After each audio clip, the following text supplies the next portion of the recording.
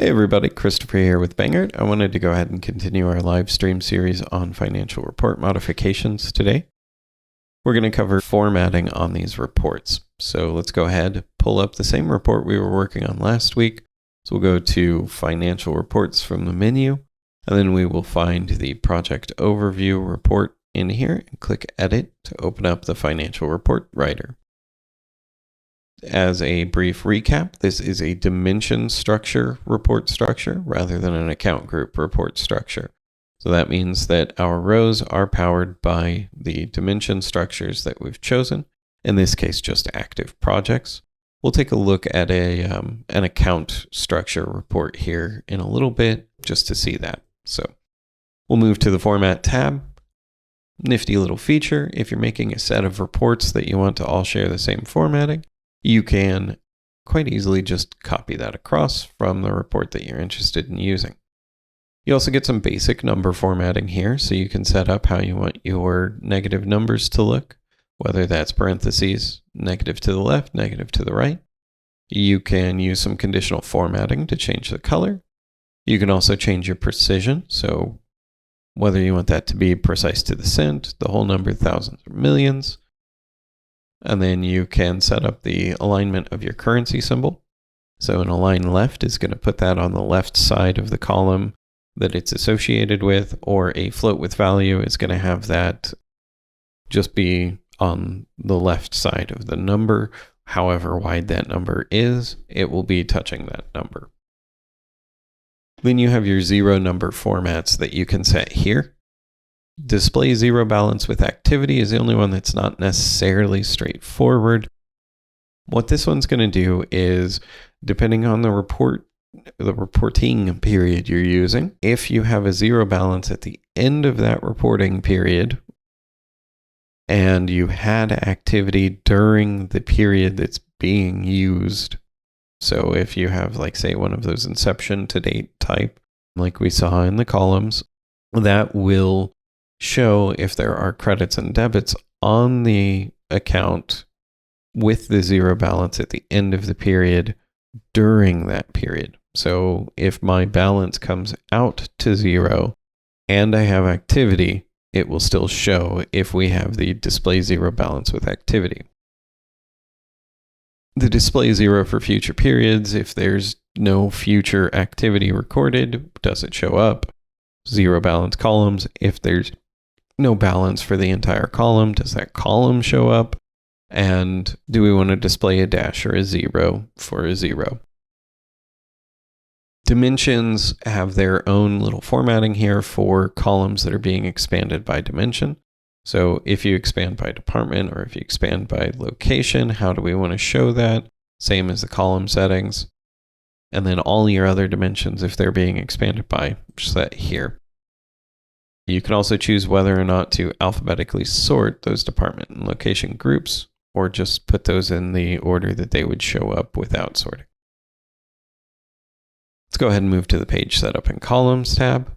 And in here, we'll talk about our header and our footer.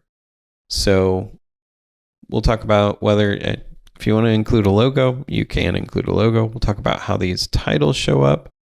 First things first, let's go ahead and take a preview of the current report. Most of these settings are going to affect the print version, so that's what we're going to look at today.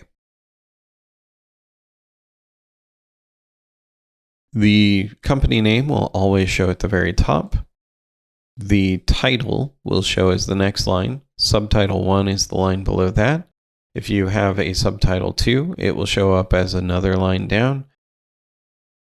And then the title comment shows up on the left at the bottom of those lines. So that's company name, report title, subtitle 1, subtitle 2, and title comment. Since subtitle 2 doesn't really have much difference,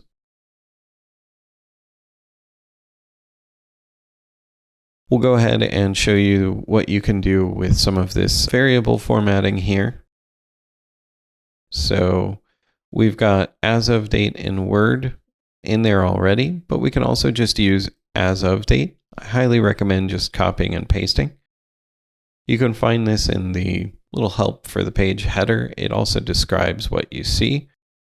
But using the as of date gives you a short date instead of a date written out as words. So let's take a look at what that does here, and then let's put in a test title comment. And let this reload. We'll get to see here, we've got, again, company name always shows up at the top. The project overview is our title. This has the as of date in text, and this has the as of date. And then this is what that title comment looks like. So we changed this row and we changed this row to give us a change there. We can also determine if we're going to be splitting out the report by location as separate companies. We can determine whether or not we want to use the location as the company title instead of the actual company title here. We can also determine whether or not we want to set that title left, middle, or right. Then in the page footer, we have some text that we can set. This text can be set to show on all pages or not, but we can say this is a footer text sentence. And we can say, let's go ahead and include that. Let's take a look at what that looks like. So you can see you've got your footer at the bottom of each page, and that is left aligned, or you can set it to be middle or right aligned. We'll want to have a page number, report date, and let's go ahead and include the report time. And then we'll also show the filters tab this time instead. So let's go ahead and look at our print version. This shows us what's the as of date and then what our selections on the filters tab for this report. This is not as useful as you might hope, but it is great when you're trying to figure out how is this report run. So we'll go ahead and turn this all back off. Put this back to show footer text and get rid of that. We'll also clear our subtitle 2. And then let's come down and talk about fonts. So in our fonts, we want to go ahead and say, let's make the company name bold. Let's make our subtitle, well, let's make it a little bit smaller. 14 seems too big. We want the title to stand out and the subtitle to be not so heavy. And then let's make our headings and totals bold. That's the first and last line of each account group. So parent account group, top level. And then our column headings, let's go ahead and just so that we can really see them, we'll go ahead and make those red. Let's take a look at these subgroups and totals. So that's the children groups of account groups. And let's make those green. And then the body, which should be the detail, let's take that down one font size and make it italic. And then the footer and the custom headers are fairly straightforward. We're not going to mess with those. So let's take a look at what we've done here to kind of get an idea of how these are broken up and what each of these rows is.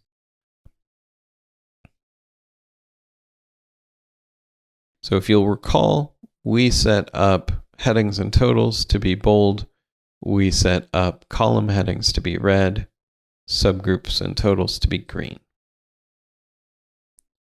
So our column headings are the names that we put on each column.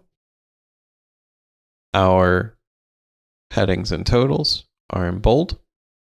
That's our first and our last for an account group, or in this case, a dimension structure. This will look a lot more impactful when we go to our account group focused report or our account group structure report. And then our body text, we said, let's make it italic. And we actually don't have any body text in this one. We'll see that in the account structure. But we have kind of an idea of what each of those look like. And we don't have any subgroups in this one. So we'll see those when we go to the account structure. We'll do this same thing.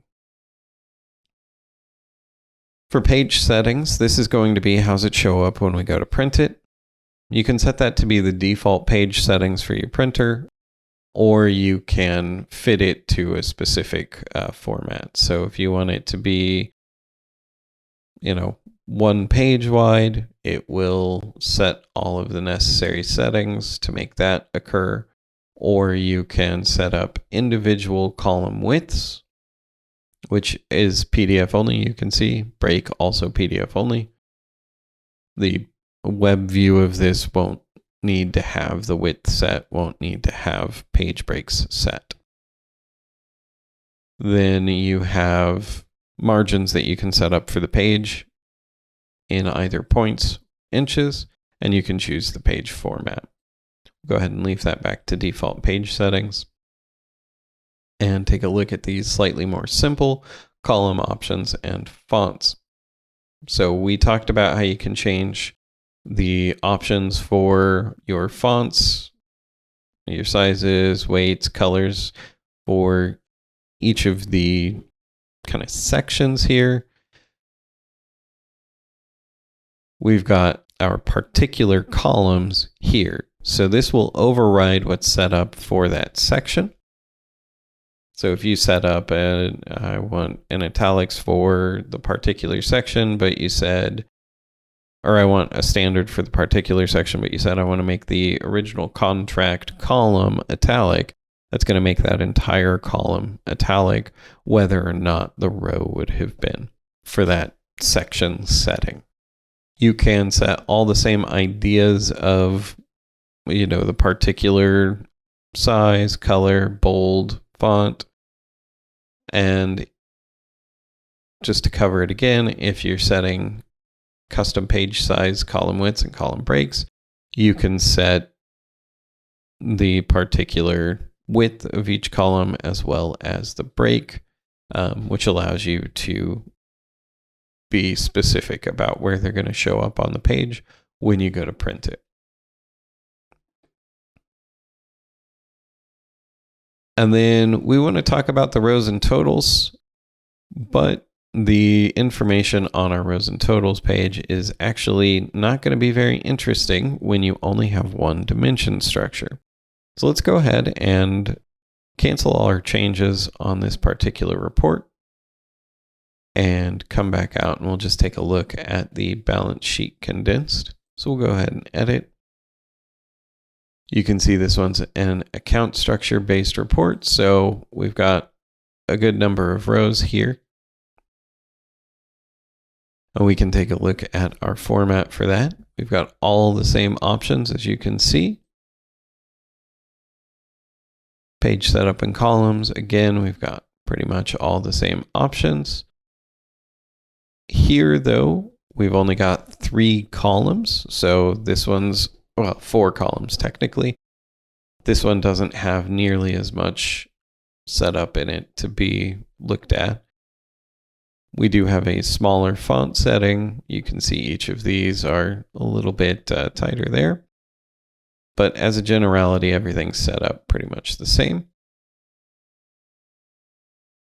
And we have our rows and totals settings. Now, for the rows and total settings, there's row formatting, total formatting, and currency formatting.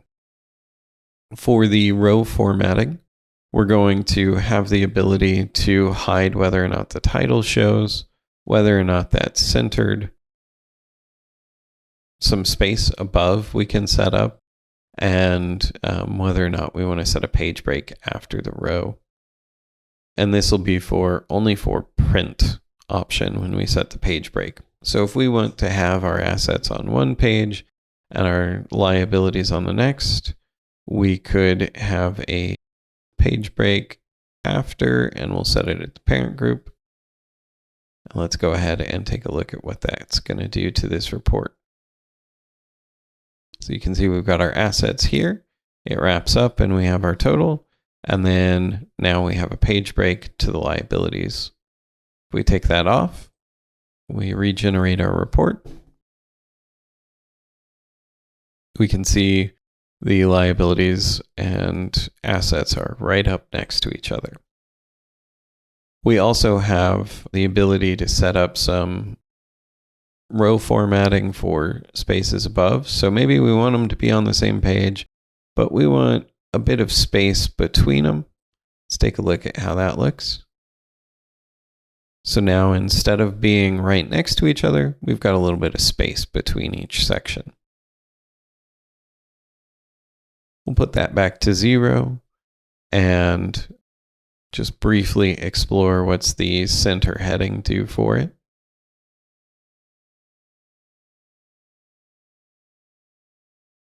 So you can see that shows up in the center of the entire report, which is a little bit off from what you might expect. You might typically expect to see that show up centered in this left-hand column instead. So that does center it above the entire report. And then the totals formatting. Do we want the totals to show up for the account group that we're looking at over here? Do we need any blank space above the total? So maybe I want, let's set it to 1. Maybe I want a row before we show our assets total. And let's take a look at what that looks like. We can see now we've got a blank space. It can be useful when you're trying to make a nice, easy to read report. But if you're trying to save on paper, those spaces do become an issue. Hide separator above totals doesn't really do anything for this report, but it does give you the option. There's a black line that's going to appear above the total for the group by default, and you can hide that. It doesn't really show up here, but you can hide that if you wanted to. You can also set how many underlines your total is going to have to kind of show how bold that might need to be. You've got as well the show currency emblem. So that's whether or not this symbol shows up, whether it shows up at the details or the totals or both. And you can set all of this up per row. So if you wanted to have the totals show up with the currency, you could see that now we have our totals showing up with that dollar currency, and it's set per item there. That's really going to wrap up, for the most part, our formatting video. Join us again next time where we do make some basic customizations and save it for a couple of reports.